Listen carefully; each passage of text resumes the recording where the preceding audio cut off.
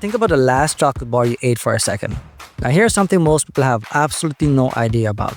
Every chocolate actually starts as a strange fruit growing directly on a tree.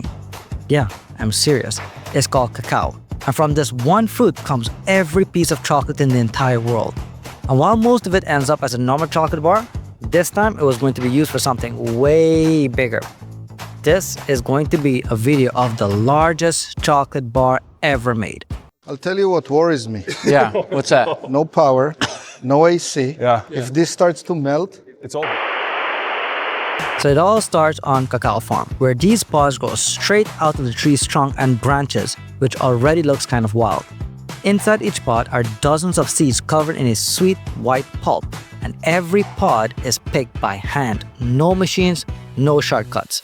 For this one project alone, more than 250,000 cacao pods were needed, which is honestly crazy when you think about it, especially since chocolate doesn't even exist yet.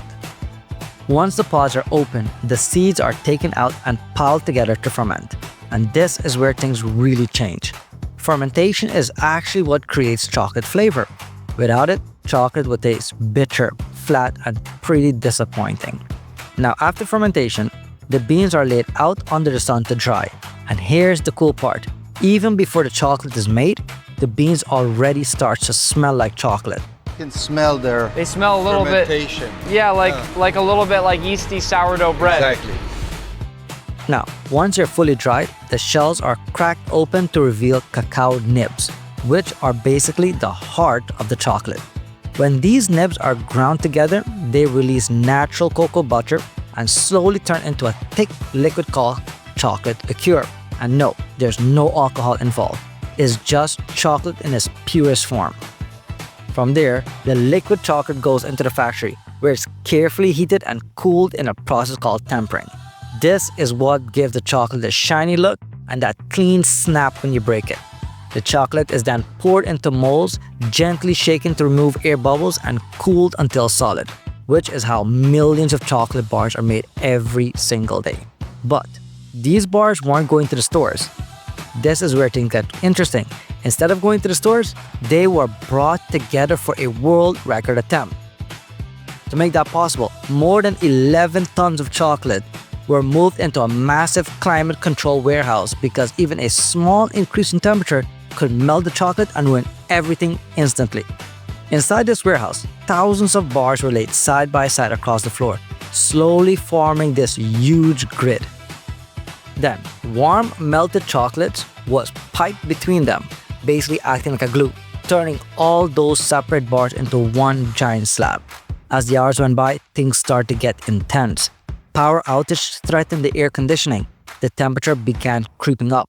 At one point, the chocolate came dangerously close to melting, which would have ended the entire attempt on the spot.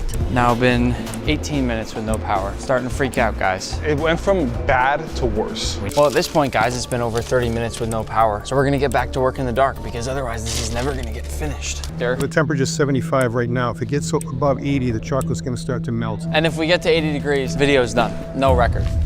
Dude, it's actually getting very hot in here. Oh! But somehow, the cooling held, and row by row the chocolate bars kept growing.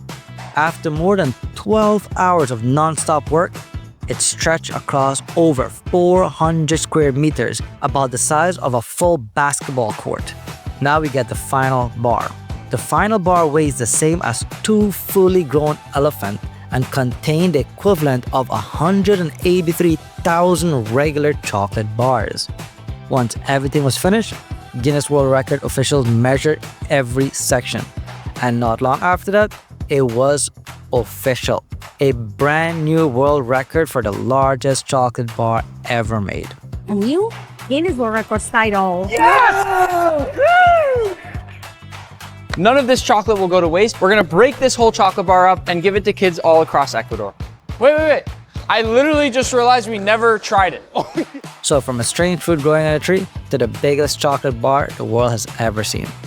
And that's how chocolate is made, when you take it to the extreme. So if you enjoyed this kind of simple behind the scenes breakdown, make sure to like the video, subscribe for more, and let me know in the comments what food or product you want to see next.